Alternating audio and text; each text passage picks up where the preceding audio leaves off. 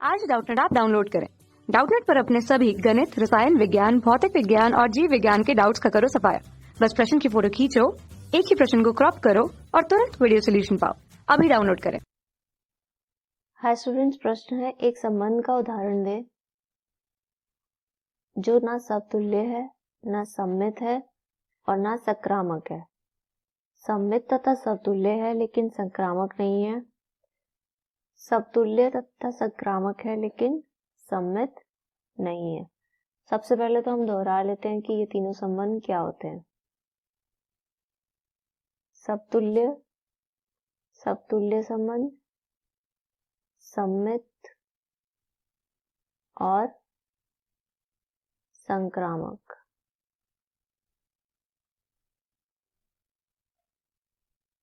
समतुल्य संबंध होने के लिए हमारे पास किसी भी अवयव को दोहराना जरूर होता है। किसी भी संबंध में जितने भी अवयव है उनका दोहराना जरूर होता है। अगर हमारे पास ए है तो हमारे पास ए होना चाहिए, बी सी और डी ऐसे होना चाहिए। हर अवयव का एक दोहराना जरूरी होता है। सममित संबंध के लिए अगर हमारे पास ए बी है जो कि आर से संबंध रखता है तो हमारे पास इसका उल्टा बी ए भी आर से संबंध रखते हुए होना चाहिए।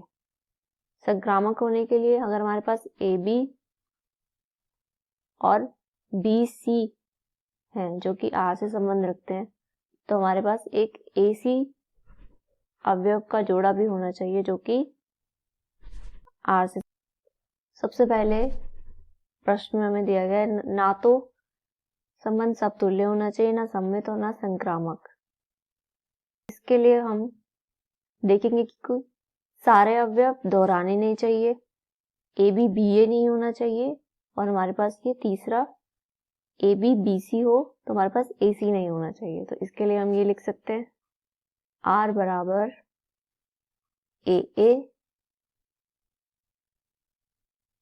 बी और ए सी।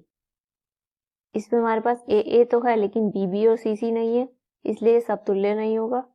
सममित होने के लिए इसमें ए बी तो है लेकिन बी ए नहीं है तो ये सममित भी नहीं होगा। और संक्रामक होने के लिए तो हम देख ही नहीं सकते क्योंकि हमारे पास ए बी है लेकिन बी सी नहीं है। संक्रामक होने के लिए हमारे पास ए बी है लेकिन हमारे पास बी सी नहीं है तो ये संक्रामक भी नहीं है। दूसरे प्रश्न में हमें दिया गया है कि वह सममित हो, समतुल्य हो लेकिन संक्रामक ना हो। इसके लिए हमारे पास सममित और समतुल्य होना चाहिए। तो समतुल्य होने के लिए हमारे पास अवयव का दोहराना जरूरी होगा संबंध में। और दूसरा हमारे पास अगर ए बी मौजूद है, आर से संबंध रखता हुआ, तो हमारे पास बी ए भी होना चाहिए आर से संबंध रखता हुआ। इस तरह से हम एक संबंध लिख सकते हैं यहाँ पर ए बी बी, उसके बाद में हम लिखेंगे ए बी और बी ए। इसमें हर अवयव दोहरा भी रहा है, इसमें ए बी है तो ए बी का उल्टा हमारे पास बी है तो ये सममित भी होगा लेकिन ये संक्रामक नहीं है क्योंकि हमारे पास ए बी तो है लेकिन हमारे पास बी सी नहीं है। तीसरे प्रश्न में हमें दिया गया है कि संबंध समतुल्य तथा संक्रामक है लेकिन सममित नहीं होना चाहिए।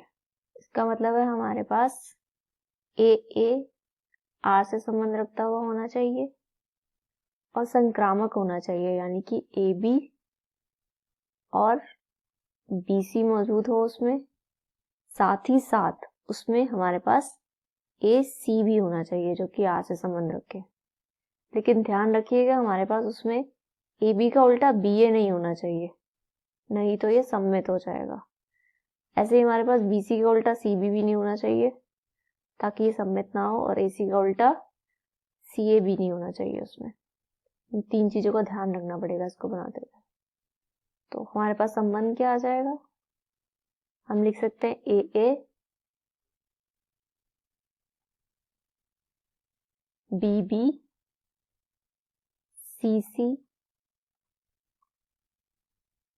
ए बी बी सी और ए सी।